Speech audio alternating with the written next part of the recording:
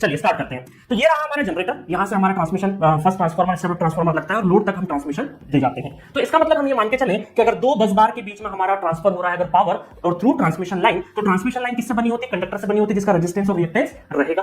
ठीक है, और ये कहलाता है ये सेंडिंग एंड साइड। क्या कहलाता है? सेंडिंग एंड साइड, जिसमें वीएस मतलब सेंडिंग एंड वोल्टेज। ठीक है, एंगल डेल आपको पता है लोड एंगल क्या होता है। आइए सेंडिंग एंड करंट और एंगल फाई एस क्या है?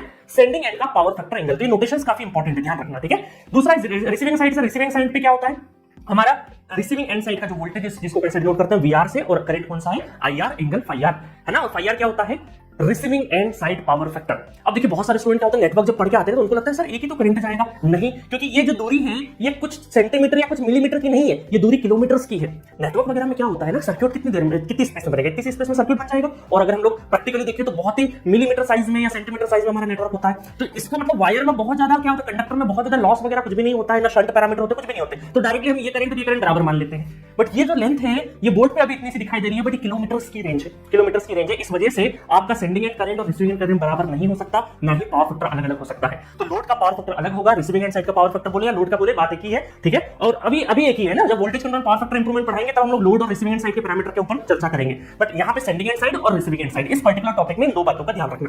दूसरा है सेंडिंग एंड साइड से पीएस और क्यूएस मतलब एक्टिव पावर रिएक्टिव पावर यहां से जाएंगे और यहां पे मिलेंगे। ठीक है, और इनकी पावर फ्लो इक्वेशंस जो है वो हम लोग नेक्स्ट टॉपिक में देखेंगे। इस परफॉर्मेंस ऑफ ट्रांसमिशन लाइन में नहीं देखेंगे। एक और जो सेगमेंट है हमारा ट्रांसमिशन लाइन का पावर फ्लो इक्वेशंस, उसमें इन तीन चारों पावर का हम लोग क्या करेंगे, पीएस क्यूएस पीआर क्यूआर इनकी इक्वेशन डिराइव करेंगे। मतलब यहां तो डिराइव नहीं करेंगे, डायरेक्टली लिख देंगे, बट हमने हमारे फुल कोर्स में इनके डेरिवेशंस करे हैं। ठीक है, एक चीज और बता दूं आपको कि यहां पर जो ट्रांसमिशन लाइन है इसका आर प्लस जेएक्स का एक इंपेडेंस ट्रायंगल बना देते हो। थीटा क्या रिप्रेजेंट करेगा?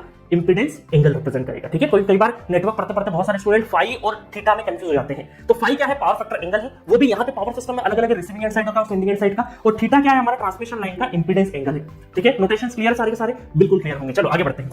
फिर क्या करा हमने इस ट्रांसमिशन लाइन को एनालिसिस करने के लिए क्या किया? क्लासिफिकेशन किए, और तीन क्लासिफिकेशन किए, शॉर्ट ट्रांसमिशन लाइन, मीडियम और लॉन्ग ट्रांसमिशन लाइन। ठीक है, और ये डिस्टेंस टू डिस्टेंस अलग अलग एनालिसिस किया। क्योंकि हम लोगों ने, मैंने याद है चाय वाला एग्जांपल दिया था कि मान लो हमको घर से निकलना है थोड़ी दूरी पे, तो हम क्या क्रेडिट कार्ड लेके थोड़ी चाय पीने जाएंगे, 10 ₹20 ₹15 लेके चले जाएंगे। कॉलेज जाएंगे तो अलग लेवल का, मुंबई जाएंगे या किसी और शहर जाएंगे तो अलग लेवल की तैयारी के हिसाब से जाएंगे। तो डिस्टेंस के हिसाब से जो हमारी तैयारी है वो डिफरेंट होती है। तो हमने ट्रांसमिशन लाइन को भी डिस्टेंस के अकॉर्डिंग प्लस फ्रीक्वेंसी के अकॉर्डिंग हम लोगों ने क्लासिफिकेशन किए हैं, शॉर्ट, मीडियम एंड लॉन्ग। ठीक है, और बहुत सारा डिबेट होता है कि सर यहाँ 240 आना चाहिए, 300 आना चाहिए, बट ये स्टैंडर्ड है IEEE के नोटेशन से। ठीक है, तो लेंथ लेस देन 80 किलोमीटर, 80 से 200 और ग्रेटर देन 200 किलोमीटर, तो लेंथ वाइज बात होगी। और साथ में ये भी होना चाहिए लेंथ और फ्रीक्वेंसी का मल्टीप्लिकेशन लेस देन 4000, 4000 से 10000, 10000 से ज्यादा। ठीक है, जैसे एग्जांपल दूं अगर मैं कि अगर 10 किलोमीटर की लाइन है और इसकी फ्रीक्वेंसी मेगाहर्ट्ज है, तो वो काई में शॉर्ट में कंसीडर होगी क्या? नहीं, काई में कंसीडर होगी लॉन्ग में, क्योंकि लेंथ और फ्रीक्वेंसी का मल्टीप्लिकेशन करेंगे 10000 के ऊपर होगा, मेगा 10 to the power 6।